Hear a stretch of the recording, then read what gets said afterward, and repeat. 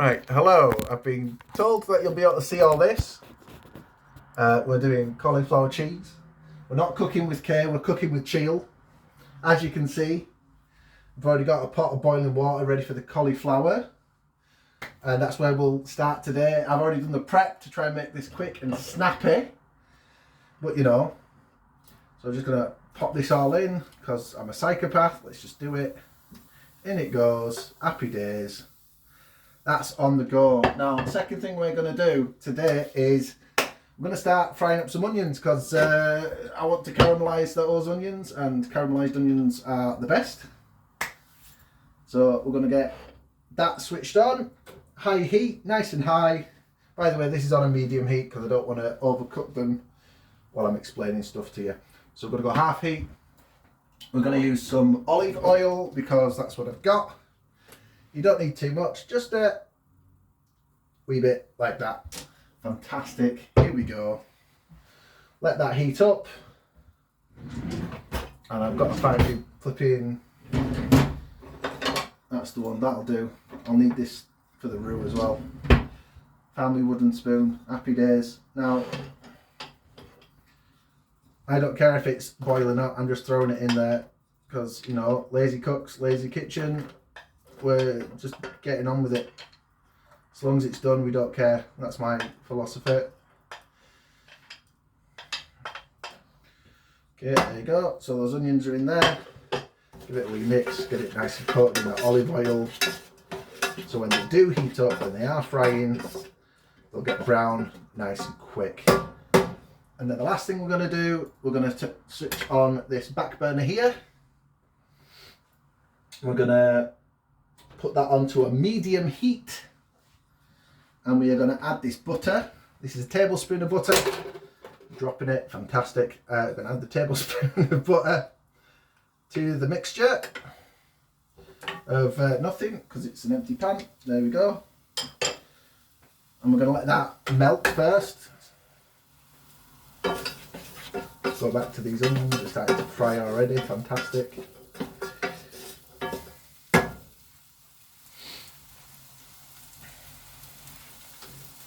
Just turning this up a little bit.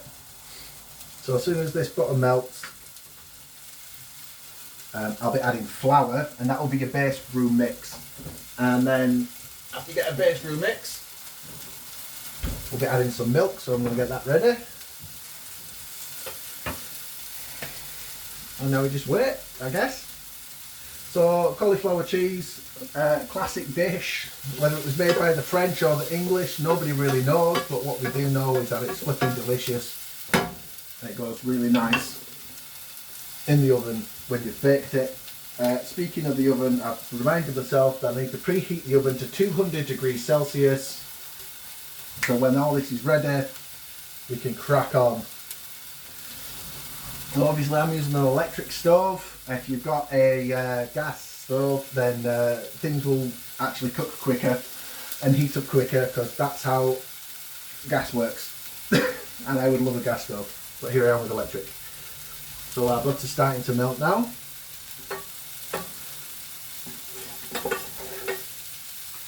Lovely jubbly. And these onions are cooking a lot faster than I anticipated, so I'm actually going to have to turn them way down. But I don't want them to be too burnt by the time I add the sauce. I need to have that sauce done before I have those onions done. So the trick is with a roux is that once you've mixed the flour and the butter together, you slowly add the milk and get rid of the lumps as you stir. And then it'll get to a consistency that I would want. And again, I can't tell you what measurement of milk it is because I am totally winging it because I'm a nutter. So yeah, there we go. I'd say that butter is almost melted to my liking. I'm just going to throw the flour in now because I'm impatient. I'm impatient, guys. And I'm also nervous about making a cooking video because I'm a flipping, what do you call it? Well, I'm Andrew Cheale. I'm not a cook, I'm not a chef by any means. You just want to mix it together, and you see there's a lovely Lovely paste in there now. And that's the base for your sauce. Again, you don't need too much sauce with cauliflower cheese. The reason why you don't want too much sauce is because it'll be soggy, and we don't want a soggy sauce. We don't want too much sauce. We want to be able to get that cheese to crisp up in the oven. So literally, I barely filled the bottom of the pan with that. That's basically how we're going to do it. Just going to add a little bit of milk, stir it until all these lumps are gone.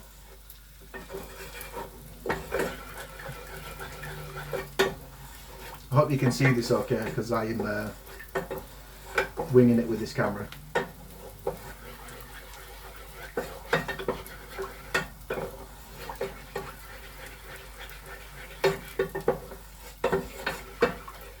can see there we've got no lumps in there, fantastic. And we're just going to add a little bit more milk.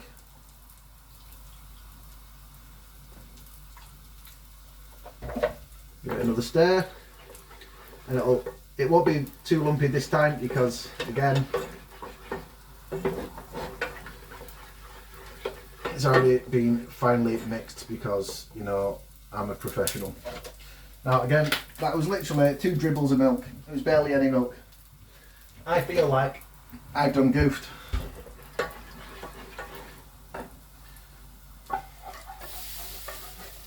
Yeah, I feel like I've done goofed. But you know what?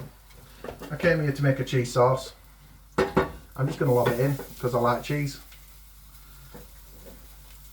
You can do this cheese sauce with mac and cheese as well. I've probably put like not enough flour and butter in to make this roux, and I've just got them goofed up, but I love cheese, and this binding, just the basic roux that I've made, will bind that cheese and flour and milk together really, really nice.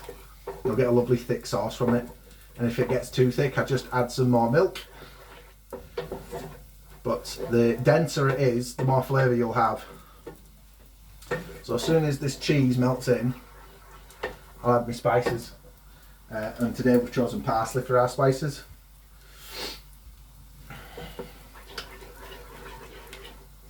See, we don't want stringy cheese either, particularly with our sauce, though I personally wouldn't mind. And again, I hope this is flipping recording because I haven't checked.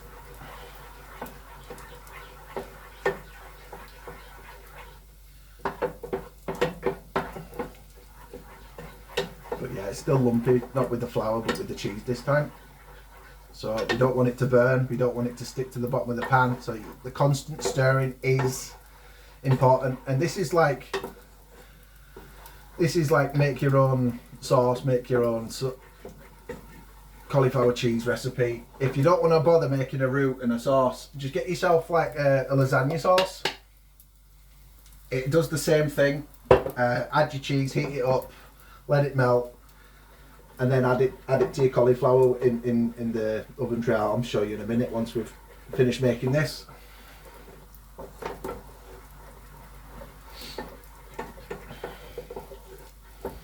Yeah, I like the consistency of this. Not right now, but it's getting to that point where I'm like, oh yeah, that's going to be a flipping good sauce, which it blooming well is. Now you don't want to completely and utterly boil this cauliflower here. You want to parboil it. You don't want it to be soggy, and because it's quite brittle and it's falling apart. I'm going to drain that in a wee second. Oh, that's a lovely sauce, man. I'm flipping juicing myself just thinking about it.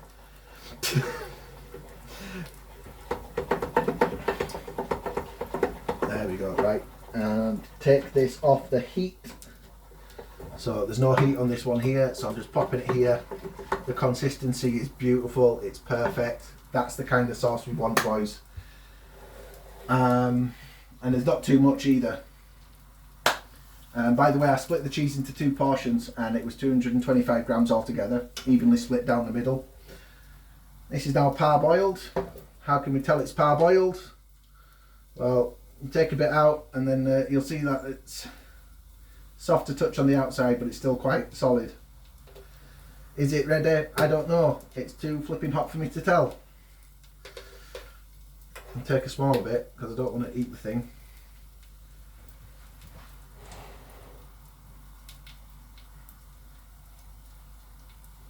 I mean, it feels hot, and to me, you know, I'm just going to throw it in the oven anyway. It's going to do the rest of the cooking in the oven. It's a lazy man's job, lazy man's kitchen. Cauliflower cheese is the epitome of... No, it's the epitome. I say epitome because that's how it's spelled. Yeah, cauliflower cheese is the epitome of basic kitchen cooking. It's like macaroni cheese for an American household. It's easy.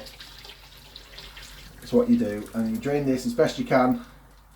You want as little water as possible on this cauliflower when you put it in the oven. And what I'm going to do now is, this is the tray I'm using.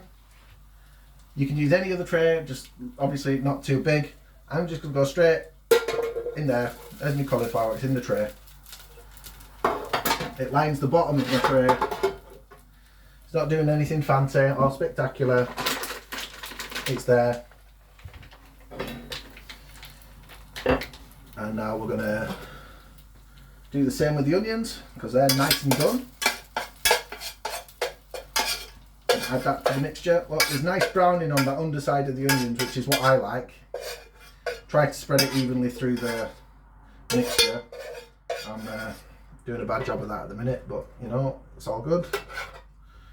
I really hope this is flipping recorded.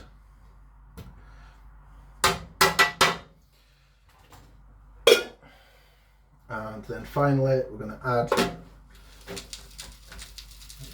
Yeah, these stoves are hot. I really shouldn't be putting it there, but I've nowhere else to put it. Where you can see. I was going to add the parsley to the sauce, and I flipping didn't do it because I forgot. There we go.